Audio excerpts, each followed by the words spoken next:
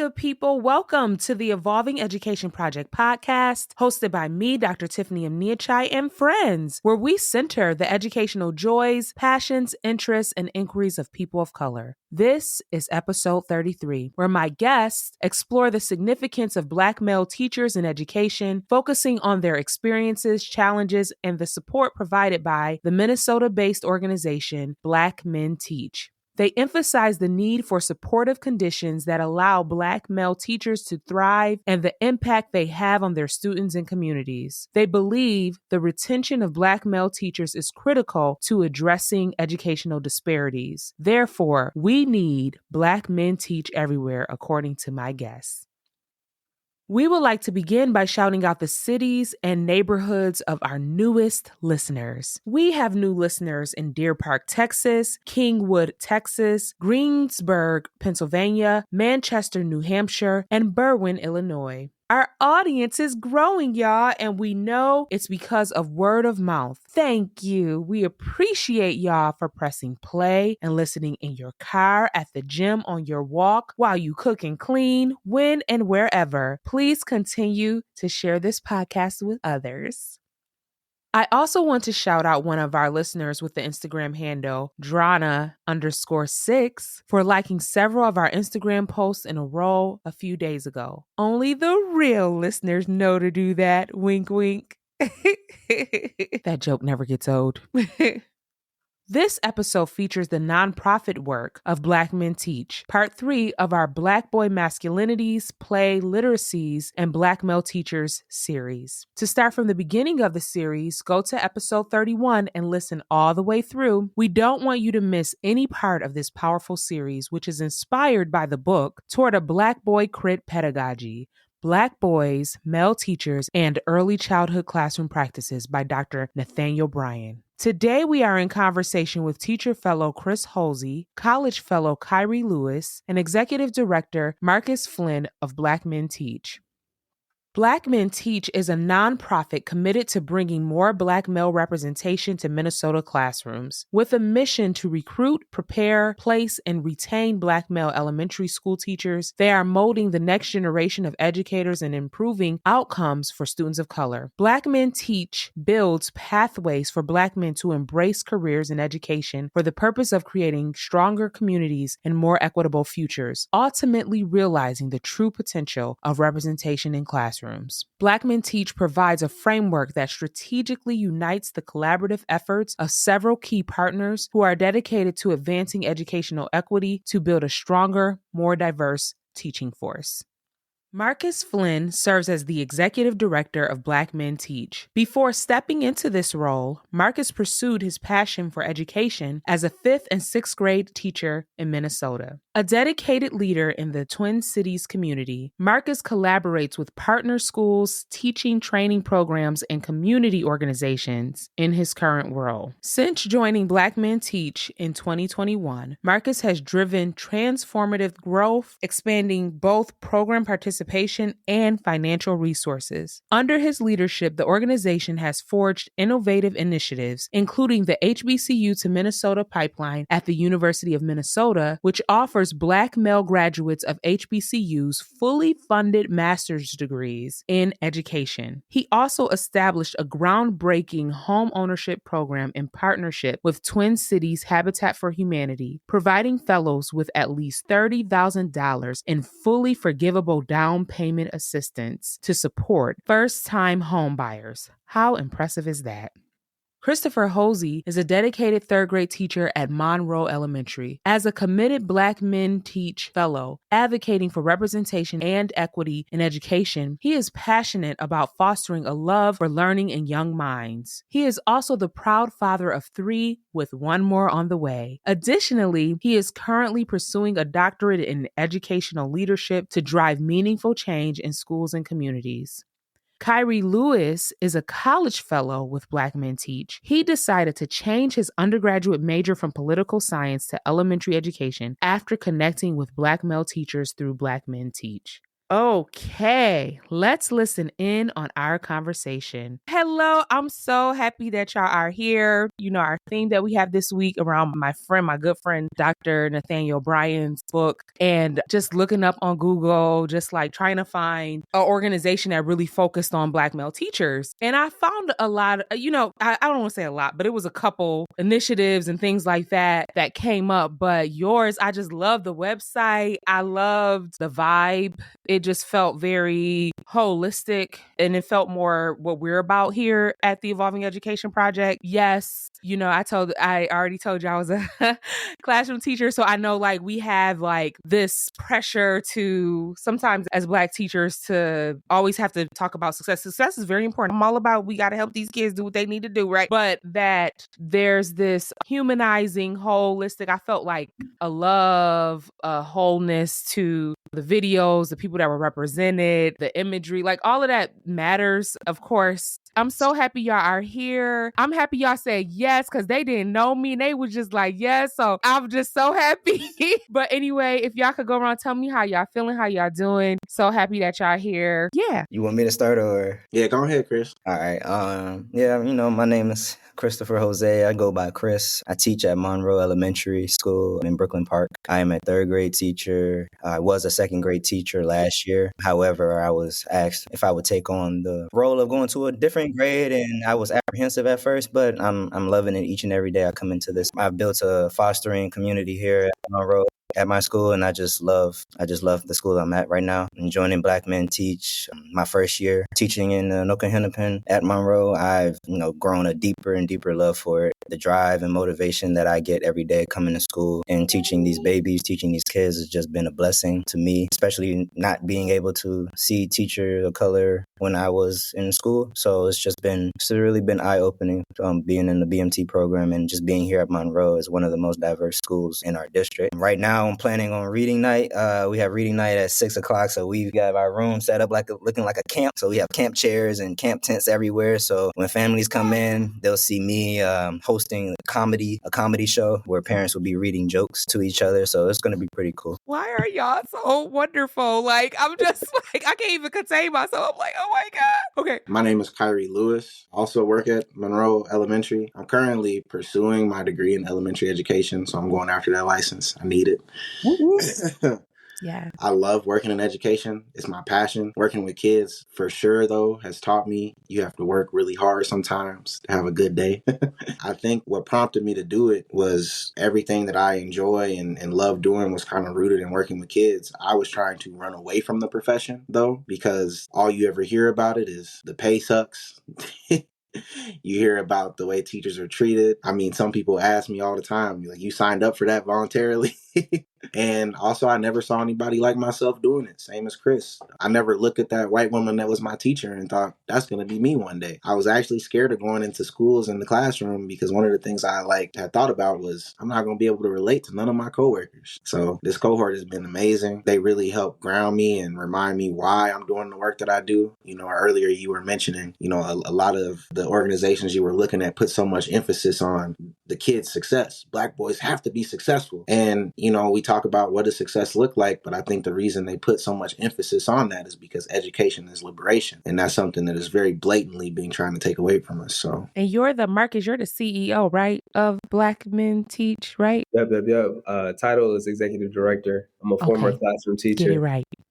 I like CEO a little bit better. So one of these days, let's see if they change it for me. But a former classroom teacher, I taught 5th and 6th grade. And honestly, I got the honor and the privilege of serving as the executive director of this organization. We work with, right now, about 115 men total between high school, college, and the classroom. These two fellas are representing our college program, Kyrie, who's about to finish up real soon, be in the classroom teaching kindergarten. And then Chris is one of our teaching fellows, kind of representing that group. But total, the work is really about what Kyrie said. It's about getting Black men into the classroom so they can have that collegial support that he was afraid he wouldn't have the support to make sure that he's maintained and supported in the classroom throughout, and then also make sure that those students have an opportunity to be them full selves. So thank you for having us. Yes.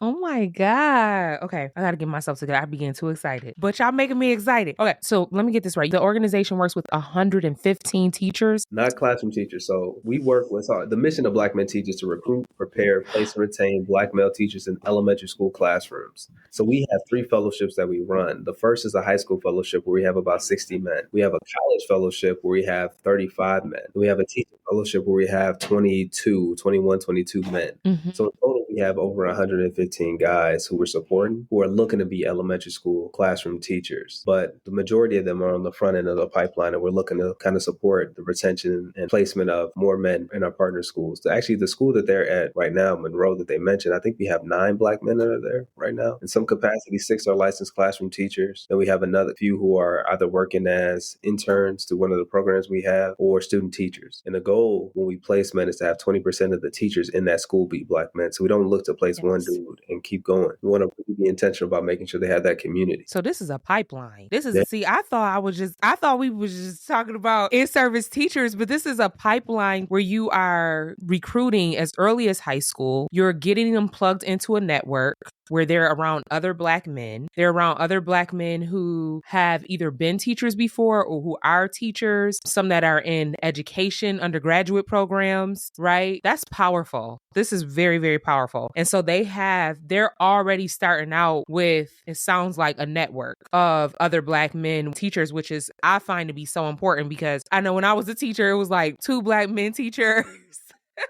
At our school, and they need each other, for our school, but my school, we had like the most Black teachers than other schools. It still was mostly white, but for other schools, but yeah, to have that there. And so do they have to be teachers or is it also like counselors or is it like teachers? All elementary school teachers. Yes.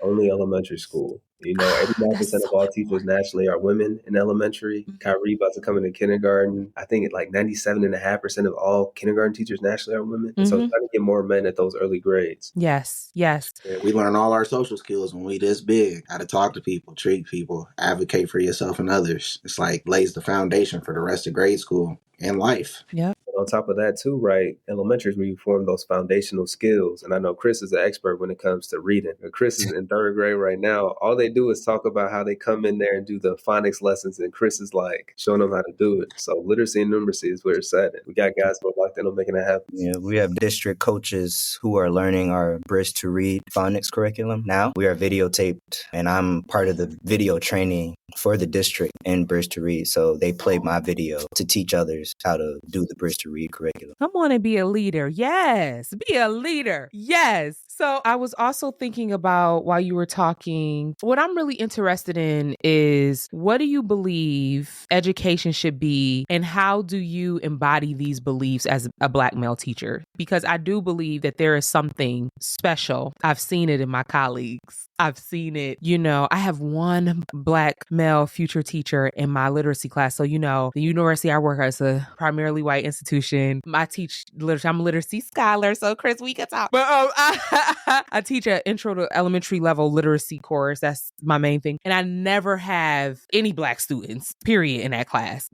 ever. It's always like white women because that's the field, right? And this semester, I got a Black male student and he sit right up in the front. He be like, Dr. Diachai, I'm like, I'm so happy you're here. So I just want to show him love. I want him to stay. I want him to be excited. So I saw him in the hallway. He was like, hi, how you doing? I love your class. I said, now it's only the 2nd week. Now we got to keep going.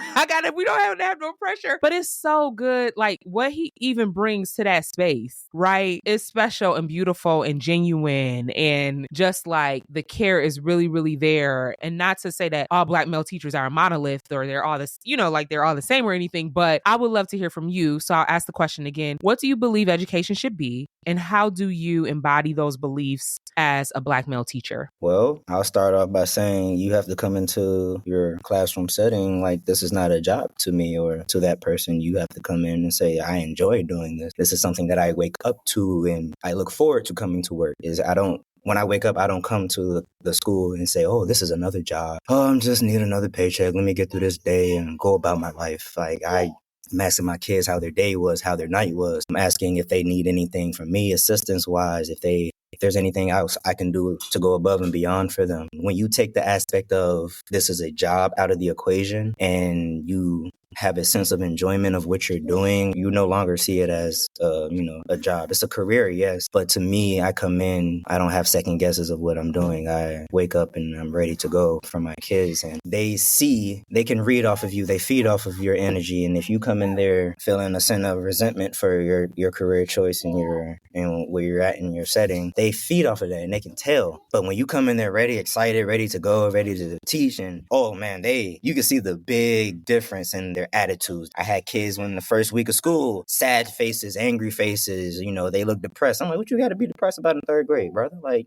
put a smile on your face, rise and shine. That's what another one of our fellows, Mr. White, always says, rise and shine. It's a beautiful day. And ever since joining the school and hearing those words every single day, I just remember why I do this, and, even Black Men Teach being that recertification for me of, yeah, this is why I'm doing it, man, because I'm not represented, by society. And when I'm outside and people ask, what do you do for a living? And they hear that you're a teacher, they're like, you're a teacher? Like, why? Because I enjoy it. I love it. I don't see myself doing anything else. Maybe down the line when I'm older and I have, a little bit more experience under my belt to join the admin aspect of it, but there's a ways away of that. I still got to go to school and do that. But when your kids see you every day with a smile on your face, not letting your outside life enter your classroom life, they react a lot differently. And a lot of teachers nowadays are burnt out. They're tired. They're exhausted. A lot of them are leaving this profession just because they took the joy is gone. For them, it's gone. And I think that, society has gotten lost in why do we do this? So yeah, that's what education means to me. Just watching them learn, me coming to school every day. This is not a job to me. This is an enjoyment for me. And just seeing the growth at the end of the year and just seeing them grow each grade as they age in life and just seeing their trajectory when they go to high school. And I see kids coming back to this school from the high school that they're at now and just seeing the teachers who are still here today who had taught them while they were elementary school, smiling. And you see kids are coming back to graduation saying, thank you for teaching me. Thank you for all that you've instilled in me. That's rewarding. Like, the money, okay, money's money. Money comes and goes. But those relationships that you build are forever lasting. Money's not. So I just want to say a quick response before the next person. I love in this day, it's so refreshing to hear that you say that you're excited about teaching. You can hear it in your voice because I feel like that's not what we see on social media anymore. nope. It's just so that. And also, I also love, young man, that you said, I'm going to get some experience before jumping into admin because I'm just really sick of people. Everybody just want to hurry up and be an administrator. Like, get some teaching under your belt. Like, be a teacher. Like, Yeah. when it was so funny, I always tell people when I came to my PhD program, everybody acted like I was so smart. And no, I actually taught for 7 years. I could have taught longer, but so that's why I sound so smart. Like, you know what I mean? Like, y'all didn't teach. You just want to go to school and get a PhD and you ain't never been in a classroom before. So that's why I sound smart. Okay, I'm done. Piggybacking off of Chris, what education is to me, this is my passion. It's fun. I love doing it. Man, when somebody is playing sports or something and they kind of just get in the mode and you see them and it look like they just flow. That's how I feel when I'm working with the kids throughout the day. And when something clicks and you finally get it. Like today, I had a kid and I was bragging about him to all my colleagues talking about, hey, I figured it out. I identified it. I know what he needs. He need a hype man. Because he love affirmation. Yes. Every time he do something, I'm, giving him a thumbs up. But it's because I love it. It's because it's fun. It's exciting. Learning is fun. But also going back to what I said, education is liberation. I want to give all my kids that I work with the tools that they need to be critical thinkers. And I want them to be able to, not just tell them information and throw it at them, but let's navigate this together. Let's explore this content together. I'm giving you the tools that you need to look at this, take it in, and decide what you want to do with it. Like, that's the fun stuff. And when I see that click, when I see a kid figure something out or have an aha moment, that's what I really enjoy. So education to me is exciting. It's liberating, to keep it short and sweet. And I'm going to say one thing to that. Y'all just saying such great stuff. I'm sorry I got a response for everything because I just want to uplift what y'all saying. But another thing that I love, and I think I felt this on the website too. I don't know. I love that you all are pedagogues. You are talking about I'm a teacher. I teach, I'm learning. I'm not a Black man in here just about discipline. I hate when they limit Black male teachers like that. But y'all listen, I'm serious about pedagogy. I'm serious about learning. I'm serious about curriculum. And this is how I teach reading. liberating and critical, and education is liberation and blah, blah, blah, blah, blah. I'm like, yes. See, this is what we need to be encouraging and fostering in Black male teachers when you have them at your school. They is not here to, they're brilliant. They have so much to offer. And when you just look at them to be disciplinarians and stuff, you are limiting all of this beauty and their expertise and their brilliance that That box they put us in. Yes. Like, they look at me like I'm the muscle. No. No. And it's like, you learn how to do your classroom management. The Black male teacher, I'm sorry, y'all. I'm just ready to fight. I mean, they is not here to do your classroom management, okay? You figure that out. Okay, I'm done. Okay, so I want to know, how did you find this organization?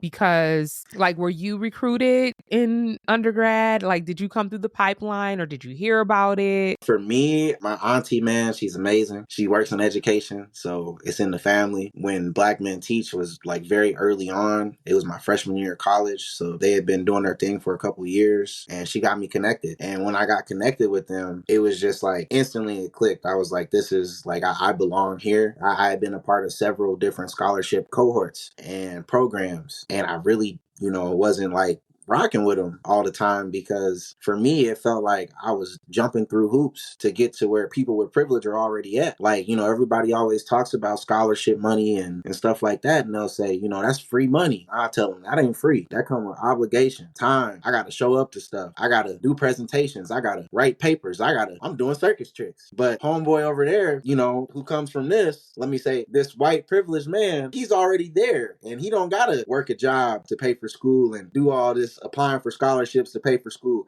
He could just be a student and focus on school and focus on what career path he wants to go towards, right? So that's what I felt like in my other scholarship cohorts, and it really turned me off. Like, it was exhausting. Black Men Teach, it didn't feel exhausting. It felt like a support. It's more than just a scholarship. It's mentorship. It's brotherhood. I got somebody that's already been doing what I'm pursuing for a couple of years. They could tell me how it is. They could show me the ropes, but the same could be said about college. I got guys that are in the same spot as me that I could lean on. And it's also the only scholarship cohort I've ever been a part of where I see them put Black people in charge of money for Black people. When we have conversations, when we talk about things, to see our ideas come into fruition. Like, we talked about this a year ago and it's happening. They listen. Oh, wait, that's because it's for us. It ain't to put on a show for somebody that donated some money. So word of mouth, family, that's how I found out about it. But what made me stay was I belong. It's for me. I'll just start off by saying I'm from a city where they used to call it Chocolate City. It ain't Chocolate City anymore, but DC? Yes, ma'am. Born and raised. A lot of things happened back home that weren't conducive to my family and I's needs and safety, in terms of like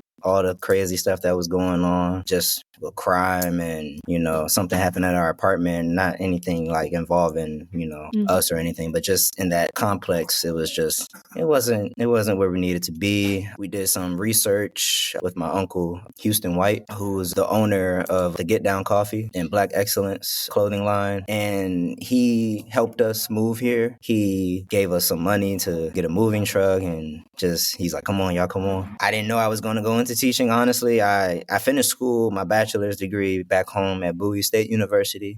I went back to get my master's from the same school online after we moved here. And I started as a para at this charter school called Partnership Academy. I was promised a teaching position there, but then they kind of reneged on it, said that they didn't think I was qualified, basically, and that I wouldn't fit the bill of being a teacher and educator in their school. So I kind of just packed my things up and started venturing out, interviewed at a couple of schools. Then this one school here, Monroe Elementary, got a call from the principal and said, you should come down and interview. Now, I was really scared at first because it's the district, number one. So it's big dog leagues. So I was interviewed in a round table around 10 different teachers and educators, principal, assistant principal. And it was just me, basically me versus 10. Like, why do I think I deserve this position? And my principal took a chance on me. And, I'm a first year teacher. The only thing I've taught was financial literacy at the charter school as a specials class. She offered me the position in second grade. I started in, my first week. She came to my room and said, I want to introduce you to someone. And I was like, introduce me? Okay, well, no problem. And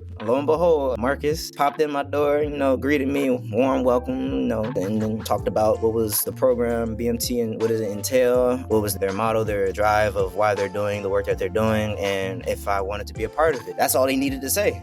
There was a program called Black Men Teach. I didn't even know that was a thing at first. I didn't know, groups like that existed. Listen. Even in DC, like that doesn't exist. We don't have programs dedicated primarily for Black male teachers. That was new to me, and especially being in Minnesota, I was kind of like drawn aback, like, whoa, okay, well, yeah, sign me up.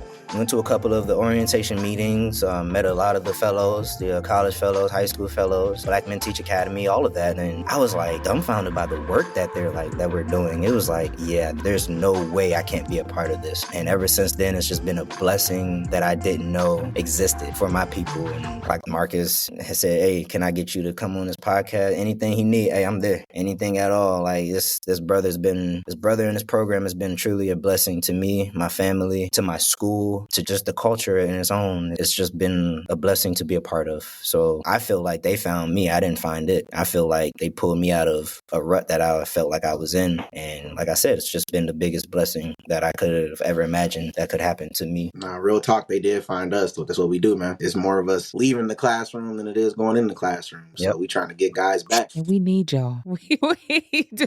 We need y'all. So my next question I want to talk about is, and I find it interesting that when I think about when I was growing up, Black male teachers, I really, the one that I had was not in the school, was at church, my Uncle James. I only knew my Uncle James until he taught me at one of our Bible study classes or whatever. He was our musician. He was my Uncle James, and, always there and all that type of stuff. But when I got to know him as my educator and he taught us the history of our church organization, and he would have these tests and we had to be excellent. Like, we ain't do all of that at church for the church school. But with Uncle James, we was like, oh, like, let me read this book. And we would have all of this. And I was just like, I felt something different and a certain expectation of excellence that I wanted to be great and I wanted to do well. And I always got him. I said, Uncle James, you should be a teacher. You are so good. He was like, no, And I was like, Uncle James, you should be a teacher. So when I think about this, we know that Black male teachers are important for everyone. Everyone benefits. Like the research on teachers of color, like white people benefit from teachers of color. Like, everybody benefits, right? But attracting, like you said, Kyrie, attracting Black male teachers to education and retaining them is difficult. So how does Black Men Teach create conditions where, like you say on your website, conditions where Black male elementary teachers can thrive? Well, I'll just say the biggest piece of conditions wise is what's there to lose from joining this program. You have a group of brothers and sisters who are supportive, who offer so many benefits. It's crazy to want to even step foot into the classroom. There's too much to offer, or there's too much that Black Men Teach offers to its fellows and future fellows in terms of college tuition, housing. That's one of the biggest pieces, like that we were introduced last year, to us being able to be first home buyers. Like they are trying to not only, solidify our position in this field, they are also trying to build generational wealth that is non-existent within our people. And I feel like the conditions that they have, the expectations of, your punctuality, coming on time to things, coming in, volunteering and work, coming to events, offering help when needed to others. You got your college fellows who are now student teachers in the classroom now, who are learning how to be teachers and educators. They set the foundation for you so well that failure is really like, if you fail, it's kind of really on you because they offer too much for you to fail. Like failure with them is not an option. There's coaching support. If you do fail, we'll pick you back up. Exactly. There's coaching. Summer YA. I ain't saying we don't. Like, we human. If you need coaching in anything, they come into the building. Yes. They show you what you need to do, what you should change, offer advice, offer constructive criticism that you can take and implement and change things that need to be changed. And I just really feel like there's nothing to lose. There's really not, Kyrie. And I don't know, Kyrie, like let me know, like, do you feel like there's anything that, will hinder you from joining the program to want to be a teacher? Because I feel like there's way too much. No, but if I could speak on what there is to gain, it's a lot. Yeah. Like I said, I feel like recruiting is like the number one thing, but right after recruiting is retention. Yep. What is it, Marcus? We talked about it before. The average career span for a Black male educator is the same as an NFL wide receiver, about 2 to 3 years. Yep. So one of the questions is, why don't we stay in education? Like I said, it's more of us walking away from education than we have going into education. The conditions that this program creates for us in these schools that helps us stay in the school. When I think about it, I remember we had this workshop with a professor of mine, and he was talking about our Black students, and he was talking about generational trauma. He mentioned us having a brain stem and that being connected to the nervous system. And he said there's a reason when you walk into a room full of white faces, as a Black person, you feel uncomfortable. It is literally your body, your nervous system signaling your body it's not safe. And that's because of generational trauma. For most Black and brown students, school is a traumatic experience. How many people do you know that go back to the source of their trauma? Which is why you don't see a lot of us going and wanting to be teachers or running back to school. We don't want to go back there. You said your uncle, amazing educator, that man sounds like, right? And you said, why don't you be a teacher? And he kind of was like, anybody could be a teacher. Not everybody should be, but a lot of people are great teachers and they're not in the school setting. So with Black Men Teach, the conditions that it provides, there's one of us at each grade level. The school I work at, there's 9 of us. I feel like I have a community. I feel seen. I feel safe. I feel heard. Like in my administration there, they partnered with Black Men Teach, which is at the moment the only school in the district that I work in that's partnered with Black Men Teach. But when schools partner with us, it's because they believe in our initiative. They look at those numbers and statistics and what having a Black male educator can do for a student, not just our Black and brown babies, but all students, and they believe in it. So they want to retain us. Like I said, but that disconnect is already there. When I first got into education, one of my concerns was, will I be able to relate to my coworkers? 98.6% of my coworkers are white women. What's one of the most dangerous things in the world for a Black man? So I don't think I would be as successful in pursuing this career and this far in my career. I've already been working in education for about 5 years. My entire undergrad, I've been doing it. But if I didn't have the supports of Black Men Teach, I might have been burnt out already. Because like I said, working with kids has taught me sometimes you have to work really hard for a good day. But working with these adults, you got to work hard every day. It be the to have a good adults. day. It's the adults. I be telling people I ain't leave because of the kids, child. I didn't leave No, and seldomly do we leave because of the kids. Because what is education? Education is fun. This is a passion. It's liberation. And what do Black people do just already innately? like it's hardwired like in our DNA to do this. Yeah. Tiffany, I think we think really intentionally about that question. What does it mean for Black men to thrive? So much where we have a definition for thrive. I think a lot of people use that as this amorphous, ambiguous concept of like, are people thriving or not? Well, we want to know. And so we think of thrive in this 3-pronged approach. Like, do men feel sufficiently supported in their health and wellness? They feel sufficiently secure financially? And do they feel like they belong? They're in a work environment where they're affirmed and they belong. If the answer is no to any of those things, we believe that they're not thriving. So we have program supports around all of those things to make sure our men are in a position so that we can actually make a claim that they're thriving and doing well. You're going to have to give me a citation. You're going to have to give me something because I'm about to get all of my little academic people together because we throw around thrive all the time. That's the new thing in critical, us social justice, us critical scholars, all of us who do, critical race theory or any type of feminisms or, liberation for education, educational liberation. And this is why you got to talk to people in the field. This is why you can't just be in the university space talking to people because I'm going to call you my bro. My bro Marcus said, first of all, what do you mean by thriving? First of all, we're going to be very clear about thriving and what it looks like for Black male teachers. Okay. So I'm gonna be after you for a citation because if I quote that or whatever, I got to cite y'all because that's what's up. What I loved also, were you gonna say something? Well, I was gonna say it's like what Kyrie said too. Even that definition came for our men. So we brought our men together to understand what did they need to be set up for success. And that's where we got it from. We figured out from that conversation or those series of conversations, this is what they need. This is what we're gonna do. Mm-hmm. So if you cite it, you can cite Kyrie and Chris and all that. That's where it came from. Yes, yes. And you know what I also appreciate that I think others can learn from? I feel like what I saw with Black male teachers when I was a teacher from administration is that they're expected to be like perfect. And then if they need support, they were looked at as like a failure. And I'm just like, but this person over here, she can't line her class up. And y'all like, let's support her. Like, why do the Black male teacher, like, as soon as one little thing, like, it's no support. And then but you want to talk, you want to critique everything. You want to act like he don't know how to teach. He do know how to teach. But like we all do when you first starting out, you do need support. You do need coaching. You still learning. You still figuring out. Like everybody else, like this person over here that you give all of this support to that can't even do the basic things, right? So I think like I appreciate like, because I do think coaching, it doesn't make you a failure. You're always learning. You know, I've been teaching for a lot of years and I'm always learning. You know what I mean? I'm always learning how to improve. And I think like we don't extend those same supports to Black male teachers a lot. So I'm happy to hear that. And that you're thinking about their,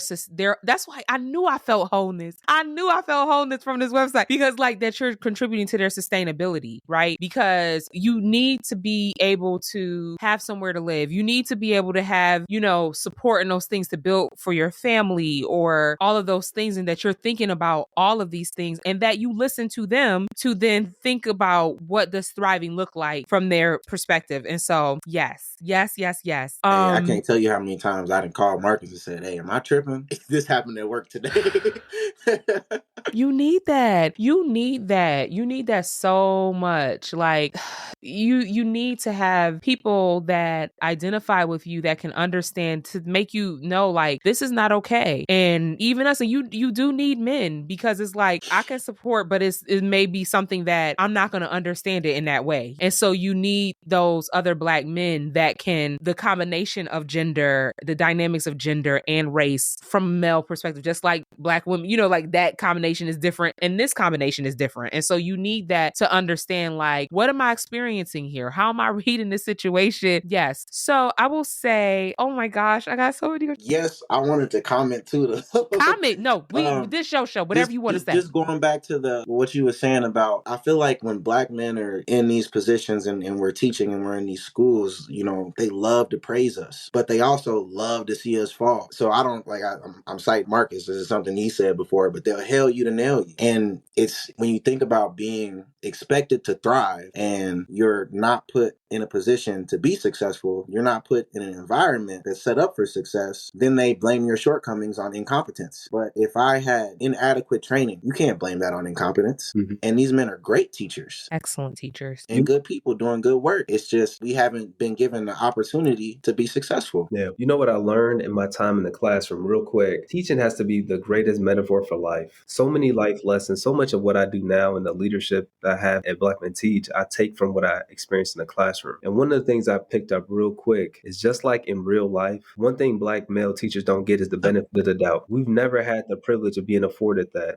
at all. And I see it in some of our men where you're right. Some of the things you would anticipate a school would train them on, they expect you to come with it day one. And if you don't have it, they look at you like you're an issue. Or if you're a Black man, we've had brothers in the program. I remember we had one, 6'5", big dude, but didn't have the ability to really command a classroom. And instead of trying to support and help, they're criticizing. Well, if this was a 5'4" white woman, you wouldn't expect her to come in and just command these kids. So the same way you support her, you got to support him. But a lot of these schools don't necessarily have that. But that's why, again, back to that affirming and belonging environment, one of the things that we really demand from the schools that we work when we place our men is that they understand what it means to be culturally responsive. And we provide supports to schools and their leadership teams to do that too. That's the only way we'll be successful. I love that you said that because that's exactly what I saw. And it's like, and the reason why you think every Black man that comes in can have a command of the classroom or have their discipline down and have their class, because you read them in a very particular violent way. And that comes from reading Black men,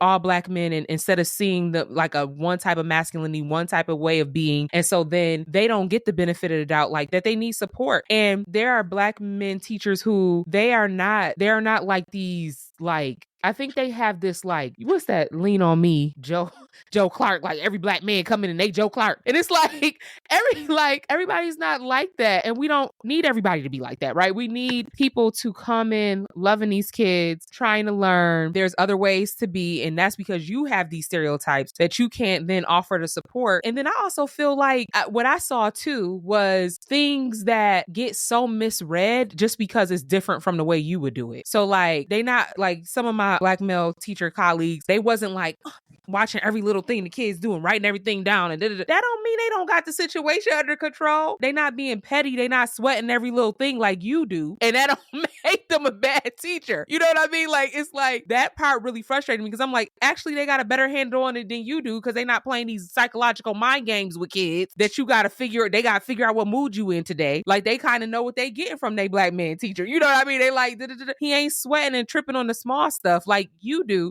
That doesn't make you a good teacher. And so I think that also broke my heart because, and I learned a lot from my black male teacher colleagues because I was younger and I came and it was two that was over me and they said, I remember Mr. Galley, he was like, come here, young lady. Now listen, this is what you got to do. When the students come in, I was like, okay, Mr. Galley, you know, I'm a new teacher. Like he taught me so much. He taught me so much about like working with families and how you got to pay attention to like the family dynamic and all of that. And I'm just like, you missing out and you going to talk about him because he ain't put the check on the checklist. If you don't shut up, like, do you know what this man is doing for the school? He making these parents stay out of your face. You better be glad they went to him before they came to you. So he cooled them down before they got to you, right? Okay, so I'm gonna ask one last question. Let me pick my best question. I don't know if this is my best question, but I'm gonna be like, okay, I'll put two together. So you could take one or the other. What are you most proud of about Black Men Teach? Because I know you accomplished a lot. And what future visions are you most excited about? Oh, my answer kind of go into both these questions. So like what I'm most proud of and what I'm most excited about is like the same thing. I'm most proud about just like the way we've collectively been able to come together and share ideas and see the follow through. Like I mentioned earlier, like it's like it's the only scholarship cohort I've been a part of where I see Black people in charge of the money for Black people. And it doesn't feel like there's a ceiling on what we can do. Yes. Like anytime I've ever had an idea and talked to Marcus or talked to one of my mentors in Black Men Teach, the response has always been like, man, let's work on doing that. But then to see it come into fruition and happen in real time. Like there was a few years back when we talked about having a barbecue at the beginning of the school year for a meet and greet with the parents. And this was like an idea, but I was like, man, that'd be so cool. 3 years later, we doing it. We talked about having a gala to raise money for our cohort. It could look like this. We could wear suits. It happened a couple of years later. So it's just like everything that we talk about, it's very it's not just like show up, listen, and do X, Y, and Z, but everybody contributes. That makes me really proud to be a part of it. And I'm also excited to just see what we continue to do. Like I'm excited for our trajectory. Like right now we're in Minnesota, and we're in Minnesota because there is a huge need for us here in Minnesota. Minnesota's got one of the best education systems in the country, but the achievement gap between students of color and white students is one of the worst. That don't make sense. It feels like that would almost have to be intentional. So the work that I'm doing here and doing with Black Men Teach, it's exciting. And so far it's been effective. So I'm just excited to see us progress. And hopefully one day we won't just be based in Minnesota, but we'll be a nationwide thing. We got to get it down packed here though first. Yes, we need y'all everywhere. In my hometown of Buffalo, New York, y'all need a Black Men Teach. We need this everywhere. I want this everywhere. Okay. Yeah, I'm gonna answer both like Kyrie because it's two good questions and it's hard to pass up on one. I can't say what I'm the most proud of because there's so much that happens. There's so much that like me and my team have to intentionally take time to reflect, and we never can, like no one person can actually list all of the dope things that happen in a year. Nobody can ever do it. Not even me. Like everybody needs to collectively do it because we will always forget some dope stuff that happened throughout the year. Yeah. So I'm proud every day. And so I get to like support Kyrie. Kyrie mentioned the scholarship program, but Kyrie was rocking with us before we had money to give scholarships. We ain't had nothing but promises. Promises. Kyrie was showing up faithfully. We ain't had nothing. Yes, Kyrie. And so, man, I'm proud of the growth of brothers like him. I'm proud of so much. One of the things that I think I'm most, it's recent. Last week, we had our first person go through our home ownership program. And they closed on our home, and it's a young brother. He's 23 years old in his third year teaching. And our partnership is with Twin Cities Habitat for Humanity. We provide some down payment assistance. If Twin Cities Habitat has some, they match it. And this young brother went through their home buyer education program, which is a requirement. He was able to consolidate and eliminate all of his personal debt outside of student loans. And he just closed on a legitimate house, 2,000 square feet, 3 bedroom, 3 bathroom, type of house you can grow his family into. And a young brother who didn't see it coming until we announced that we had that partnership. That's one, because it was some years in the making, and he was the first one, and just seeing it, and he was the right person too to lead the pack. And then looking forward in the future, we have a goal. We're working on a coalition. And the coalition is actually called Thrive by 2035, going back to that definition and how important it is for our men to thrive, and like the men to thrive, and not just thinking about the students. Of course, this work is about the students, but we don't want to forget the men in the process. We put that at the forefront. And it's a 10-year goal to support every elementary school in the state of Minnesota that has a student body population where at least 40% of those students identify as Black. There's about 90 schools, and we wanted to get 20% of their teaching staff to be Black men at each of those schools. Those 90 schools employ about 2,200 teachers, and you need about 450 Black men total to get to that. And so we're working with a coalition that comprises about 25 organizations to move the needle at that level. And really, I think, in the state of Minnesota, less than 50 Black men teach in elementary right now. And most of those 50 men are in our program already, some capacity. And so what we're doing is trying to move the needle at a significant level. 450 Black men in elementary will put us in probably the top 5 in the country, and maybe even top 3 when it comes to the most Black male elementary school teachers, raw numbers. But that many men in those specific schools would mean that the majority of Black students in elementary school in the state of Minnesota have access to a Black male teacher, which I don't know if any state can make that claim. So it will make Minnesota one of one for sure. And the support would be compelling. I think part of my goal and like the coalition's goal is we want for Black men, there'd be no profession where you're more supported than if you came and taught in elementary school. That's what we want to do. And I think we can make a claim at that for sure. 10 years, look, this is the only thing that's keeping me in Minnesota. Y'all making me want to call my homies at the University of Minnesota. I done had 2 dope organizations. I ain't know Minnesota was popping like that. I really did, because I did Migazia, Indigenous Youth Serving Organization from Minnesota, and now y'all, I'm like, I don't know, I might have to hit up my homies at the University of Minnesota, because it's like, I didn't know it was so much. It's not a city, excuse my ignorance, but you would think like, oh, they got a lot of different organizations doing stuff for people of color. But I'm like, this year alone, I done found 2 dope organizations from Minnesota. And I'm just like, okay, Minnesota. Hey, you said your homies didn't know about us. Make sure they know after today. Oh, they gonna know. Oh, you can't believe that. They gonna know, because this is amazing. Thank y'all so much. I gotta respect y'all time, even though I want to keep talking to y'all, but y'all got to go because y'all be working. But but thank you so much. I'm so excited about this episode and the whole series. And I just think that this is going to be so encouraging to other Black male teachers. I'm gonna make sure that my Black male student that I have, I'm gonna be like, you need to come here, young man. You need to listen to this. He gonna listen to. I'll be like, you listen to this. But thank y'all. Thank you so much for having us, Tiffany. You're welcome. I appreciate you. Appreciate y'all listening and tapping in, learning more about Black Men Teach. Yes, and support. We're going to have their information, donate, all of that stuff. We need y'all to support this organization so that they can keep going and keep thriving according to their definition of thriving. Hey, you said hometown Buffalo, New York. Black Men Teach. A couple years ago, they took us to Harlem to check out the Harlem Children's Zone. Harlem is on the whole opposite side of the state, Yeah, Kyrie. but that was my first time in the East Coast and going to New York. So like they got stuff going on in New York that's real dope. Yeah, but too. New York City and Buffalo, New York is Western New York. It's a Rust Belt city. New York City got everything. New York City is on the way other side. It takes 8 hours to drive to New York City from Buffalo, New York. So you talking about Western New York and Eastern New York. That's because of traffic. New York ain't that big. It takes me but about New 6 York, hours to get home. I'm from Kansas City. That's a whole different state. Listen. But New York City got everything. But Buffalo, New York it's probably the other biggest city. And it used to be like back in the day. It used to be like a really like right up under New York. But you ain't a Bills fan though, right? I'm not. But I have Bills stuff here because I have to. Because I just told you I'm from KC, so I'm born and raised Buffalo. Okay, I'm born proud of the Buffalo Kansas Public City. Schools.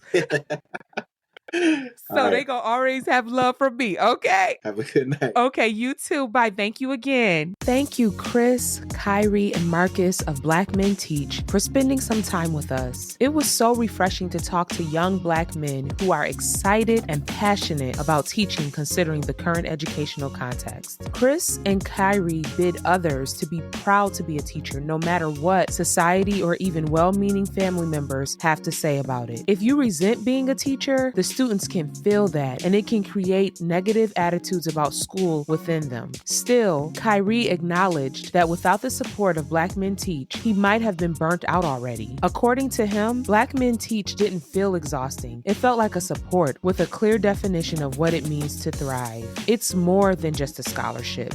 It's mentorship. It's brotherhood. It is clear, however, that Black Men Teach is not just changing the lives of Black male teachers. They are transforming entire schools, and that is spectacular.